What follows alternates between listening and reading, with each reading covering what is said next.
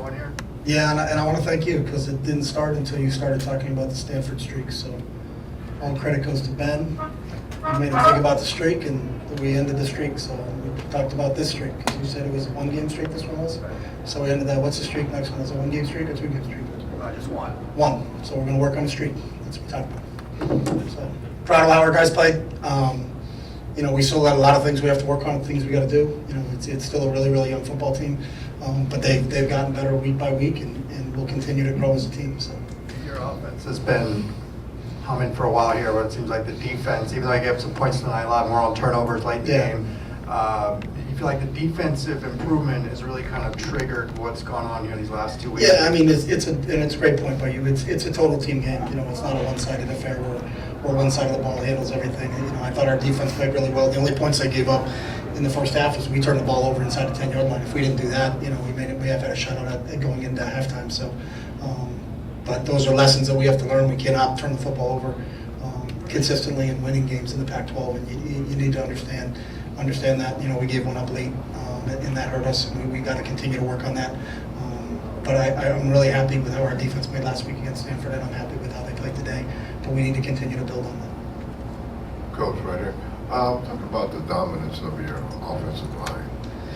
You know, it's a young group, but I think they're starting to gel and come together. You know, when you played 7 games, I think as we played now, or 8 games, or I can't remember which one, but you know, the same group. It's been consistent. We've been fortunate enough, knock on wood, that we haven't had injuries at that thing. So the 2 freshmen on the left side have had some continuity playing with them. You know, Boss is getting better game by game. Chris and Jake on the right side are getting better. And we obviously have a very, very talented running back behind him. So I think when we get those guys going, and then really our tight ends, I think our tight ends don't get enough credit for how well they do in the run game, and the things that they give us. And when you have a quarterback that can affect the defense, because he has the ability to run, you still have to honor him. So I think it's a combination of everybody on the offensive side of the ball. But when you can run the football, you know, you got a shot. And I think some of those drives we had today, you know, 10, 12, 14 play drives when we're running the football and we're downhill and we're physical, you know, I think that's really benefiting us right now. So Was it part of the game plan to use Casimir Allen, Ethan Fournier, and Martell Irby? Or Yeah. did you see something from the defense? No, that's how we practice all week long. It was good to get Kaz back, and obviously Martell's been out for a while with an injury. We're starting to get some guys healthy in terms of Martell, and then Ethan's a kid over the last, I don't know, 5 or 6 weeks that has really started to come on from a practice standpoint. And we always believe you sink to your level of training.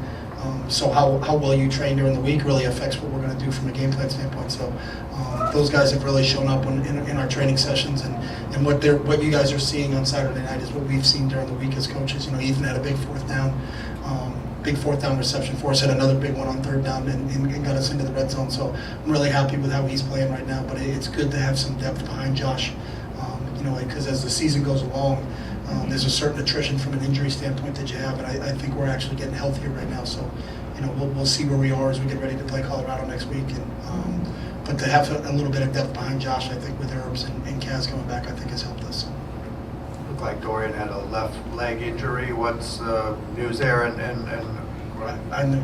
No, I got a 2-part question. Go ahead and do that one. I know the same as you. I know he has a left leg injury, and that's it. I haven't talked to the trainers, so.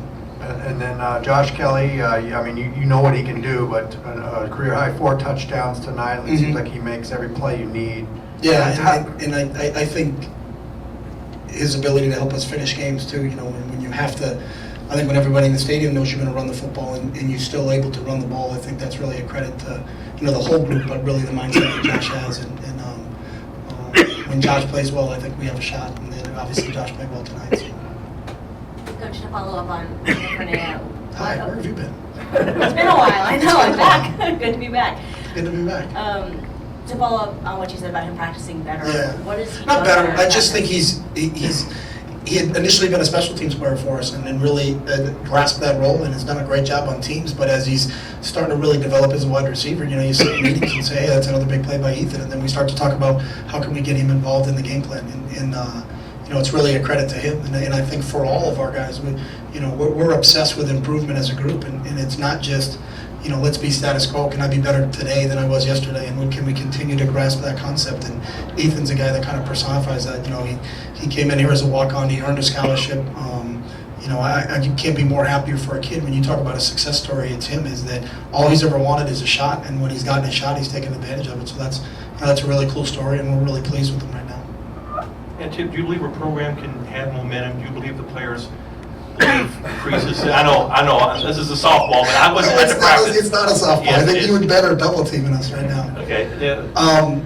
I really, I think there's positives that you can build from a win, but I don't think you can just say, hey, we won last week, we're going to win this week. You know, we had a huge win over Washington State, one of the biggest comebacks in Pac-12 history, and then we missed a field goal at the end of the game to lose to Arizona the next week. So that would squash the momentum question. I wish momentum was you could just put it in the bank. We won last week, we're going to win again this week, but for some reason it doesn't work that way. You know, I think we got to continue. What we need to do is that we need to look at what we did well and continue to build on that, and then understand that we did that well because of how we practiced during the week. So I think there's really a correlation from a momentum standpoint, is I think these guys are starting to stack good days upon good days when we're out on the field and training, and then understand that that's how we play when we get to Saturday night. We can't be up and down from a training perspective and expect to be not to be up and down when we play games. You know, if we have a really good week and we build, then we usually have a pretty good week when we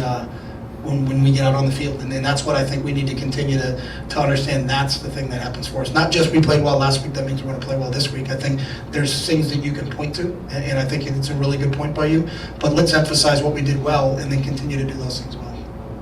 Coach, what kind of information did the officials give you? There was about 5 minutes of chaos in the fourth quarter with the personal fouls and the targeting. Yeah. What kind of intel did you get from the officials on I thought they were how great played in communicating the whole time with us. If there wasn't a targeting penalty, then the 2-point play would not have been stood, but then the 2 personal fouls would have been executed on the kickoff, and it would have been a 30-yard penalty, so they would have been kicking out from our 30, so that would have put us in a harmful situation. But if the targeting was ruled and they got to replay the down, then the penalty goes on that down. You don't get to carry it over. But they were great in terms of communicating, you know, and they did a good job, I think, of getting together themselves and trying to make sure that they made the right call. You know, but from what I got from them, I think it was a unique situation. You know, when you had 2 penalties on the play, and then because in college football the replay official can buzz down on a targeting call, it ends up being 3, and then one of them trumps the other one, and then you know, I just listened. Coach, what did your defender do wrong on that play?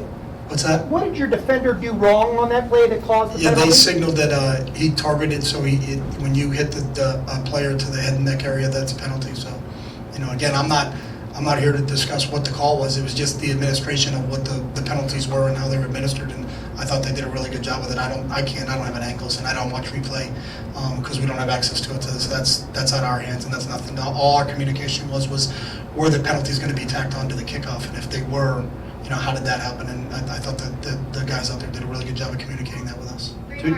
Two quick things. Didn't have a penalty till a minute left in the third, and got a little sloppy after that, but I'm imagining you're fairly happy overall with that. And then the other thing, what allowed Casimir to finally start playing? He got cleared academically to play, so it's an administration thing through the school.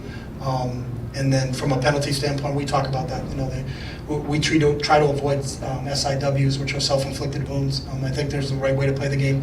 You can play with a certain amount of aggression, but you can't get the stupid penalties, the administrative penalties that happen before the ball snap. So it's something that we harp on. I think we've gotten better from it. But we have to learn how to finish games, and we were a little sloppy at the end, and that's something that I think you can carry with you. You know, the problems in victory and the problems in defeat are no less difficult. You know, you feel a little bit better tonight, but we got to go back to work tomorrow because we have a really good Colorado team that took SC to the distance the other night, and so you got to show up every single week in this league, and how our week of training goes is how we'll perform when we play next Saturday. So.